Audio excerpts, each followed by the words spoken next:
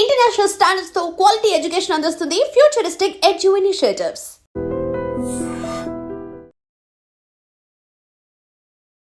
మనతో పాటు జయప్రకాష్ నారాయణ గారు ఉన్నారు. ఒక్కసారి మాట్లాడే ప్రయత్నం చేద్దాం. సార్ నమస్తే. సార్ నమస్తే అమ్మా. సార్ ఇప్పుడున్నటువంటి పరిస్థితుల్లో సార్ జిహెచ్ఎంసీ విస్తీర్ణం నిజంగా ఆవశ్యకత ఉందా సార్? విస్తరణ అంటారా? రెండు రకాల అభిప్రాయాలు ఉన్నాయి. సార్ నగరం పెరగడం వల్ల ప్రణాళికాబద్ధంగా చేయొచ్చని ఒక వాదన, కానీ అన్వీల్డ్ అయిపోయి అర్బన్ స్ప్రాల్ అయిపోతుంది, ఒక మెక్సికో నగరం లాగా విస్తృతంగా వెళ్ళిపోయని చెప్పనేది ఇంకో వాదన. కాబట్టి నా సూచన ఏమిటంటే ప్రభుత్వానికి, ఎన్నికైన ప్రభుత్వానికి చట్టబద్ధంగా నిర్ణయాలు తీసుకునే బాధ్యత అధికారం ఉంది. అందరినీ సంప్రదించి ప్రతిదానికి అడ్డుపడడం కూడా ధర్మం కాదు. కానీ 2 కోట్ల జనాభాతో 2000 చదరపు కిలోమీటర్ల విస్తీర్ణంతో మీ నగరం వస్తే నగరంలో ప్రజల ఇక్కట్లు పట్టించుకున్నాడు ఎవరున్నారు? మున్సిపల్ కార్పొరేషన్ ఆఫీస్కి పోయి పనులు చేయించుకోగలరు ఏమన్నా ఇబ్బంది ఉంటే. కాబట్టి లండన్ నగరాన్ని ఆదర్శంగా తీసుకోండి. లండన్ నగరంలో 90 లక్షల జనాభా ఉంది. అంటే ఈవేళ పాత గ్రేడ్ జిహెచ్ఎంసీ కంటే తక్కువ జనాభా ఉంది. జిహెచ్ఎంసీ ప్రాంతంలో 1,10,00,000 1,20,00,000 అనుకుంటున్నాం.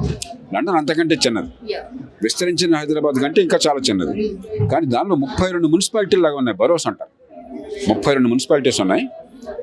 లండన్ నగరపాలక సంస్థ మేయర్ వీళ్ళంతా కూడా కేవలం 3-4 అంశాలు పరిమితం అవుతారు. మొత్తానికి కావాల్సినటువంటి ఇన్ఫ్రాస్ట్రక్చరు, నగరం మొత్తానికి కావాల్సిన కామన్ ఇన్ఫ్రాస్ట్రక్చరు, పబ్లిక్ ట్రాన్స్పోర్టు, పౌర రవాణా, పోలీసులు వాళ్ళ అధీనంలో ఉంటుంది. కాబట్టి పోలీసులు, ఫైర్ సర్వీసెస్ ఇంతవరకు వాళ్ళు చూస్తారు.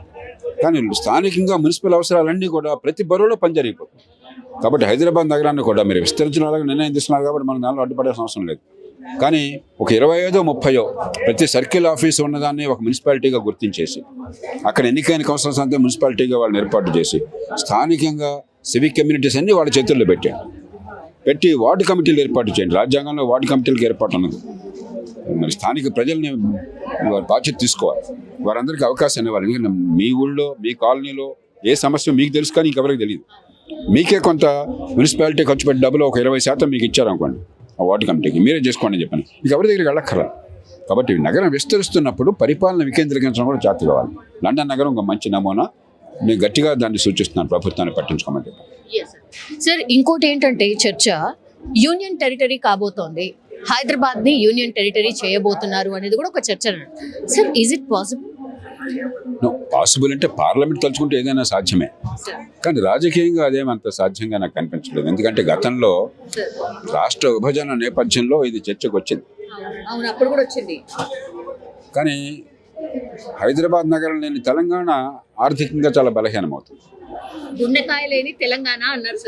ఎందుకంటే హైదరాబాద్ నగరం ఇప్పుడు ఆనాటి కంటే ఈనాడు మరింత ఎక్కువగా తెలంగాణ మొత్తం స్థూల జాతీయ ఉత్పత్తి GSTP అంటాం, ఆ ఉత్పత్తి దానిలో హైదరాబాద్ నగరం, విస్తరించిన హైదరాబాద్ నగరంలో బహుశా 60-70% ఉంటుంది. కాబట్టి ఆర్థికంగా బలహీనపడుతుంది. అందుచేత ఆ రకంగా అవసరం లేదు. ఒకవేళ ఇంకొక రాజధాని నగరం రెండవ రాజధానిగా చేయాలనుకుంటే తప్పలేదు, కానీ దానికి మీరు యూనియన్ టెరిటరీగా మార్చక్కర్లా. వాళ్ళకు ఒక 1000 ఎకరాలు కేటాయించి, బోలెడు భూములు ఉన్నాయి కాబట్టి ఆ 1000 ఎకరాలు వాళ్ళని పరిపాలించుకోమని, అది యూనియన్ చేతుల్లో పెట్టండి. హైదరాబాద్ నగరం మొత్తం యూనియన్ టెరిటరీగా చేయాల్సిన అవసరం లేదు. ఒకవేళ రెండో క్యాపిటల్గా మనం చేద్దాం అనుకున్నా కూడా దానికి ఒక మార్గం ఉన్నది.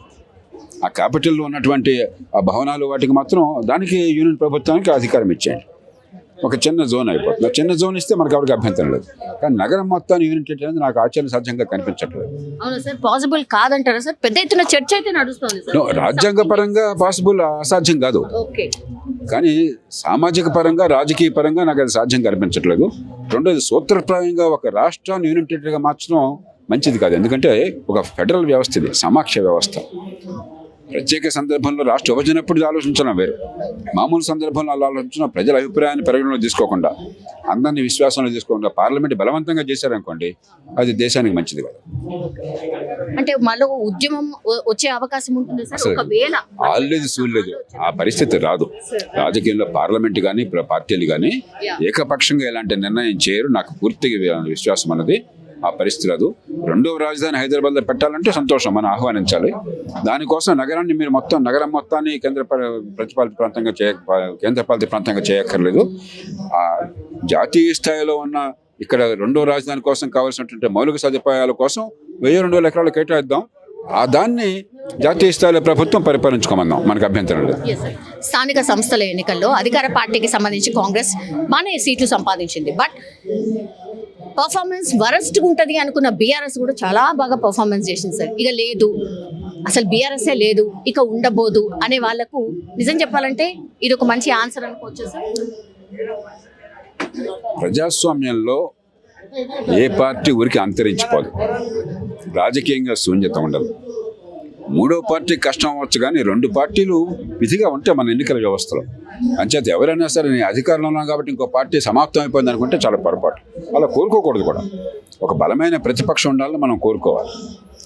రెండవది, స్థానిక ఎన్నికల్లో డబ్బుల ప్రభావం, అధికార ప్రభావం, రేపొద్దున పనులు చేయించుకోవాలన్న కోరికతో అధికార పార్టీకి ఇప్పుడు మొగ్గు చూపెడతారు. కాబట్టి అది పెద్ద విజయంగా భావించాల్సిన అవసరం లేదు. అంటే ఒక బలమైన పోటీ రాష్ట్రంలో ఉన్నది అని కనిపిస్తున్నది. మూడోది, అసలు విషయం, గుడ్డి కన్ను మూస్తే అంత తెరిస్తే అంత. స్థానిక ప్రభుత్వాలకు అధికారం లేకుండా ఆర్భాటంగా ఎన్నికలు జరిపి అక్కడ కోట్ల రూపాయలు వాడితో ఖర్చు పెట్టించి వాళ్ళని ఎత్తిని సటకోపం పెట్టామే తప్ప మరి పంచాయతీలకు డబ్బులు లేవు, అధికారం లేదే. ఈ గొడవంతా కూడా పత్రికల్లో ప్రచారం కోసం తప్పితే నిజంగా స్వపరిపాలన స్థానికంగా ఉండే అవకాశం ఏమన్నా ఉందా? చైనాని తీసుకోండి. చైనా నియంతృత్వ దేశం, ఏకపార్టీ దేశం. అయినా కూడా చైనాలో 51% ప్రభుత్వం ఖర్చు స్థానిక ప్రభుత్వాల్లో జరుగుతుంది, స్థానిక ప్రభుత్వాల ద్వారా జరుగుతుంది. మన దేశం 3% స్థానిక ప్రభుత్వాల ద్వారా స్థానిక ప్రభుత్వాల్లో జరుగుతుంది. 60% పైన రాష్ట్రంలో జరుగుతుంది. కాబట్టి నిజంగా మనకి స్థానిక ప్రభుత్వాలు, ప్రజలంటే మమకారం ఉంటే, ప్రజాస్వామ్యం అంటే నమ్మకం ఉంటే ఎక్కడికక్కడ స్థానిక ప్రభుత్వాలకు అధికారం ఇవ్వండి, బాధ్యతలు ఇవ్వండి, వనరులు ఇచ్చేయండి. తప్పు చేస్తే దండించి ఏర్పాటు చేయండి తప్ప ఊరికే మొక్కుబడిగా కంటిన్యూ తులుపుగా ఎన్నికలు జరిపేసి దానికి బోడంత ప్రచారం ఇచ్చి చివరికి రేపు పొద్దున ఏ రకంగా కూడా వాళ్ళకి అవకాశం లేకుండా పరిపాలనలో ఊరిని బాగు చేసుకునే అవకాశం లేకుండా ఉంటే ఏం ప్రయోజనం? ఇది మన చర్చ కోసం పనికొస్తుంది, ప్రజల జీవితాల్లో మార్చడం ఉండదు. Thank you sir, thank you so much. నిజంగా ప్రస్తుతం ఉన్నటువంటి సమాజం దేనికి ప్రయారిటీ ఇస్తుంది? ఆర్థిక సంబంధాల చుట్టూ మాత్రమే తిరుగుతోంది. మళ్ళీ ఎన్నికలంగానే చాలా విరక్తి కలుగుతాం. మంచి అనిపిస్తుంది కదా, లేడీస్ కూడా ఛాలెంజింగ్ జాబ్స్ చేసినప్పుడు చాలా బాగుంటది. ట్రాఫిక్ అసిస్టెంట్స్ గా నియమించిన ట్రాన్స్జెండర్స్ అందరితో సాల్యూట్ చేయించుకుంటున్నారు. ఫుడ్ డెలివరీ ఇవ్వటానికి వెళ్ళినటువంటి డెలివరీ బాయ్ అనిల్ పై కళ్ళ ముందు